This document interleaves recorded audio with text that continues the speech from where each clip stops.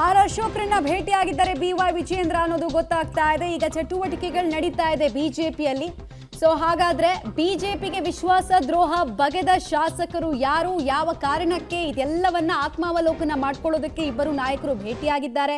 ಒಬ್ರು ವಿಪಕ್ಷ ನಾಯಕ, ಶ್ಯಾಡೋ ಸಿಎಂ ಅಂತಾನೆ ಕರೆಯಲಾಗುತ್ತೆ. ಅವ್ರ ಶ್ಯಾಡೋ ಕೂಡ ಕಾಣಿಸ್ತಾ ಇಲ್ಲ ಬಿಜೆಪಿಯಲ್ಲಿ, ಹಂಗಿದೆ ವಾತಾವರಣ.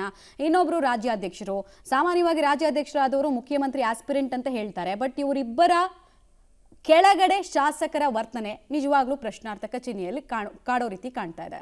ಡೀಟೇಲ್ಸ್ ಕೊಡ್ತಾರೆ ಮಸೂದ್ ನೇರ ಸಂಪರ್ಕದಲ್ಲಿ. ಮಸೂದ್, ಇಬ್ಬರ ಭೇಟಿ ಆಗಿದೆ. ಚರ್ಚೆ ಯಾವುದನ್ನ ಕೇಂದ್ರೀಕೃತವಾಗಿದೆ? ಆಸೆ ಆಮಿಷದ ಬಗ್ಗೆ ಚರ್ಚೆ ಮಾಡ್ತಾರಾ, ಅಥವಾ ಯಾರ ವಿರುದ್ಧ ಏನ್ ಕ್ರಮ ಜರುಗಿಸಬಹುದು ಅನ್ನೋದಾ? ಆಮೇಲೆ ಟೋಟಲ್ ಲೆಕ್ಕಾಚಾರ ಈಗ ಅಟ್ಲೀಸ್ಟ್ ಸಿಕ್ಕಿದ್ಯಾ? 3, 4, 5 ಅಂತ ಒಬ್ಬೊಬ್ಬರು ಬಾಯಲ್ಲಿ ಒಂದೊಂದು ಬರ್ತಿತ್ತು. ಮಮತಾ, ನಿನ್ನೆ ಪರಿಷತ್ ಚುನಾವಣೆಯಲ್ಲಿ ಅಡ್ಡಮತದಾನ ಆಗಿದೆ. ಅಡ್ಡಮತದಾನ ಯಾರು ಮಾಡಿದ್ದಾರೆ ಅನ್ನುವಂತಹ ಪತ್ತೆಗೆ ಈಗ ಬಿಜೆಪಿ ನಾಯಕರು ಮುಂದಾಗಿರುವಂಥದ್ದು. ಅಡ್ಡಮತದಾನ ಪ್ರಸಂಗ ಆದ ಬೆನ್ನಲ್ಲೇ ಬಿಜೆಪಿಯಲ್ಲಿ ಒಂದು ರೀತಿಯಲ್ಲಿ ಬಿರುಸಿನ ಚಟುವಟಿಕೆ ಆರಂಭ ಆಗಿದೆ. ಆರ್ ಅಶೋಕ್ ಅವರ ಜಯನಗರದ ಶಾಸಕರ ಕಚೇರಿನಲ್ಲಿ ರಾಜ್ಯಾಧ್ಯಕ್ಷ ವಿಜೇಂದ್ರ ಅವರು ಈಗಷ್ಟೇ ಭೇಟಿ ಮಾಡಿದ್ದಾರೆ. ಭೇಟಿ ಮಾಡಿ ಈಗ ಮಹತ್ವದ ಮಾತುಕತೆ ಮಾಡ್ತಾ ಇದ್ದಾರೆ. ಮುಖ್ಯವಾಗಿ ಶಾಸಕರು ವಿಶ್ವಾಸದಲ್ಲಿದ್ದಂಥವ್ರು ಯಾಕೆ ಈ ಥರ ಮಾಡಿದ್ದಾರೆ, ಯಾರೆಲ್ಲ ಅಡ್ಡಮತದಾನ ಮಾಡಿದ್ದಾರೆ, ಅವ್ರನ್ನ ಕಾಂಗ್ರೆಸ್ನವರು ಯಾವ ರೀತಿ ಸಂಪರ್ಕ ಮಾಡಿದ್ದಾರೆ, ಎಲ್ಲವನ್ನು ಕೂಡ ಕೂಲಂಕಷವಾಗಿ ಒಂದು ರೀತಿಯಲ್ಲಿ ಇವರಿಬ್ಬರೇ ಪತ್ತೆಗೆ ಮುಂದಾಗಿರುವಂಥದ್ದು. ಅವರಿಬ್ಬರು ಈಗ ಪರಸ್ಪರ ಚರ್ಚೆ ಮಾಡ್ತಾ ಇದ್ದಾರೆ. ಈಗ ಅವ್ರ ಹತ್ರ ಮಾಹಿತಿ ಇದೆ ಯಾರೆಲ್ಲ ಅಡ್ಡಮತದಾನ ಮಾಡಿದ್ದಾರೆ ಅನ್ನುವಂಥದ್ದು. ಅಧಿಕೃತವಾಗಿ ಅವರು ಹೇಳದೇ ಇದ್ರು ಕೂಡ ಹೈಕಮಾಂಡ್ಗೆ ಪ್ರಾಥಮಿಕ ವರದಿ ಸಲ್ಲಿಕೆ ಮಾಡಿದ್ದಾರೆ.